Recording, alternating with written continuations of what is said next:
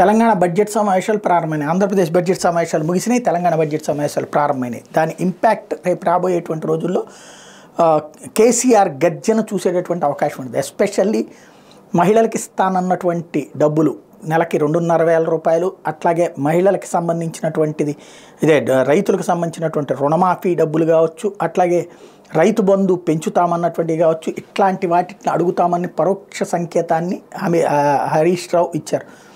ఏవైతే 100 రోజుల్లో ఇస్తానన్నారు కదా, ఈ 100 రోజుల్లో చేస్తానన్నటువంటి అన్నిటికీ కూడా బడ్జెట్లో ప్రొవిజన్ ఉండి తీరాలి. బడ్జెట్లో ప్రొవిజన్ లేకపోతే అవి అమలు కానట్టే.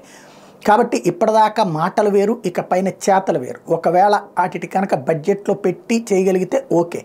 బడ్జెట్లో పెట్టి డబ్బులు లేవంటే కనుక ఆటోమేటిక్గా అదొక పోరాటం అవుతుంది. బడ్జెట్లో ఉంటే ఎలా డబ్బులు వస్తాయి అన్నటువంటిది ఇప్పుడు పరీక్ష. బట్ లేకపోతే మాత్రం కేసీఆర్ గర్జన వినొచ్చు, కేసీఆర్ తీవ్రస్థాయిలో విరుచుకుపడేటటువంటి అవకాశం ఉంటుంది.